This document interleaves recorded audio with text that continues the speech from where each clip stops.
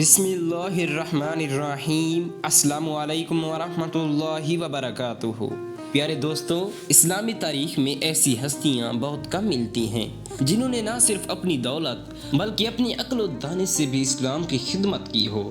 آج ہم ایک ایسی عظیم المرتبہ ہستی کی بات کریں گے جو تاریخ اسلام میں پہلی مسلمان خاتون تاجرہ اور نبی کریم صلی اللہ علیہ وسلم کی سب سے بڑی مددگار تھیں۔ جی ہاں، ہم بات کر رہے ہیں حضرت خدیجۃ الکبریٰ رضی اللہ تعالی عنہا کی، جنہیں طاہرہ کے لقب سے بھی جانا جاتا تھا۔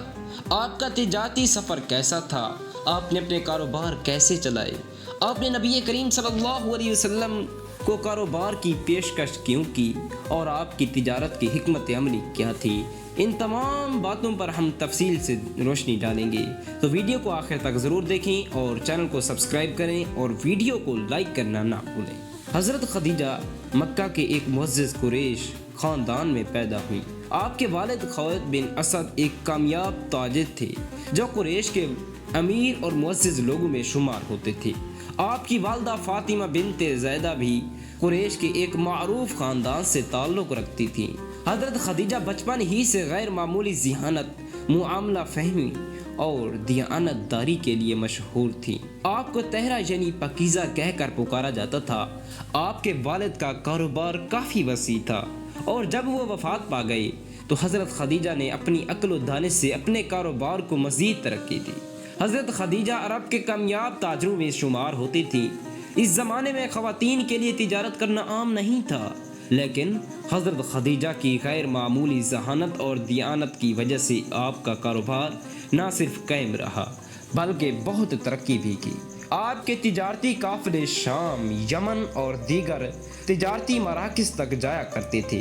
آپ کے پاس اعلیٰ درجے کی تجارت حکمت عملی تھی، جس میں آپ محنتی اور دیانت دار افراد کو کاروبار کے لیے منتخب کرتی۔ آپ براہ راست خود سفر پر جانے کے بجائے تجربہ کار افراد کو کاروبار کے انتظام کے لیے آپ بہترین لوگوں کو منتخب کرتی تھیں اور ان کے ساتھ منصفانہ اور دیانتدارانہ سلوک کرتی تھیں۔ آپ کی یہ خوبی پورے عرب میں مشہور تھی کہ آپ کسی بھی تاجر کو اس کا حق پورا دیتی تھیں اور کبھی دھوکہ یا ناانصافی نہیں کرتی۔ یہی وجہ تھی کہ مکہ کے بڑے بڑے تاجر آپ کے ساتھ کاروبار کرنے کے خواہشمند رہتے تھے۔ آپ کے تجارتی قافلے دیگر قریشی تجارتوں کے مقابلے میں سب سے زیادہ منافع کماتے، کیونکہ آپ کی ایمانداری اور معاملات میں شفافیت کی وجہ سے لوگ آپ کے ساتھ لین دین کی ترجیح دیتے۔ اسی زمانے میں آپ کو ایک ایسے شخص کی تلاش تھی جو دیانت دار اور امین ہو، جس کے ہاتھ میں آپ اپنا تجارتی سامان دے سکیں۔ آپ نے کئی افراد کو اپنے قافلوں کے ساتھ بھیجا، مگر وہ اعتماد اور ایمانداری کی اس تحت پر نہیں تھے جس کی آپ کو تلاش تھی۔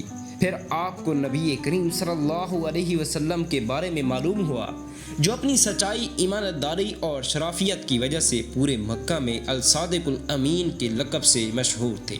حضرت خدیجہ رضی اللہ تعالی عنہا نے آپ صلی اللہ علیہ وسلم کو اپنے تجارتی قافلے کے ساتھ جانے کی پیشکش کی۔ آپ رضی اللہ تعالی عنہ نے آپ نے غلام میسرہ کو بھی نبی کریم صلی اللہ علیہ وسلم کے ساتھ روانہ کیا تاکہ وہ راستے میں ہونے والے تمام معاملات کو دیکھے اور آپ کو اطلاع دے۔ جب نبی کریم صلی اللہ تعالی علیہ وسلم اس قافلے کے ساتھ تجارت کے لیے شام گئے تو وہاں جو بھی معاملات ہوئے وہ سب میسرہ نے غور سے دیکھے۔ راستے میں کئی ایسے واقعات پیش آئے جنہوں نے میسرہ کو حیران کر دیا۔ اس سفر میں آپ صلی اللہ علیہ وسلم نے غیر معمولی دیانتداری، حکمت اور سچائی کا مظاہرہ کیا۔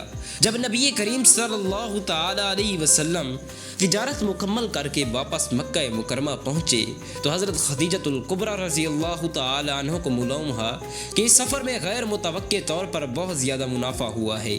اس کے ساتھ ہی میسرہ نے سفر کے دوران پیش آنے والے حیرت انگیز واقعات سنائے، جیسے کہ آپ صلی اللہ تعالی علیہ وسلم کی ایمانت داری، نرمی اور اللہ تعالیٰ کی خاص مدد۔ حضرت خدیجہ نے یہ سب سن کر بے حد متاثرہ ہوئیں اور ان کے دل میں آپ صلی اللہ علیہ وسلم کی سچائی اور کردار کی عظمت مزید بڑھ گئی۔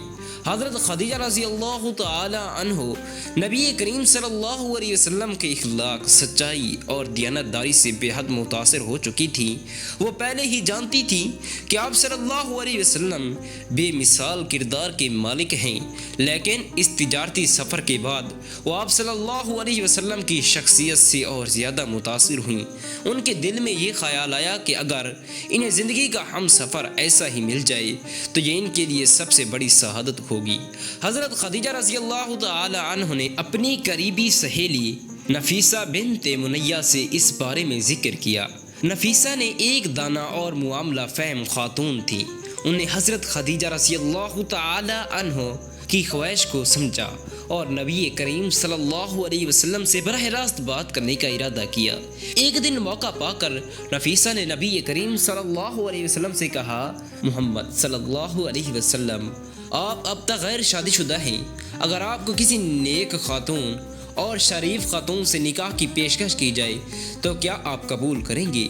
نبی کریم صلی اللہ تعالی علیہ وسلم نے فرمایا، یہ اس پر منحصر ہے کہ وہ خاتون کون ہیں۔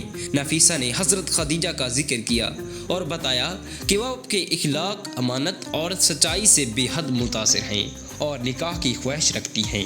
نبی کریم صلی اللہ علیہ وسلم نے اس پیشکش پر غور کیا اور اپنے چچا ابو طالب اور دیگر قریبی رشتہ داروں سے مشورہ کیا۔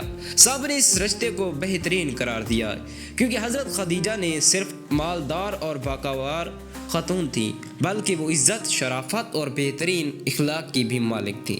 چند دن بعد نبی کریم صلی اللہ علیہ وسلم نے اپنے چچا ابو طالب، چچا عباس اور دیگر قریبی افراد کے ساتھ حضرت خدیجہ کے گھر تشریف لے گئے۔ وہاں حضرت خدیجہ کے چچا عمرو بن اسد اور دیگر رشتہ دار بھی موجود تھے۔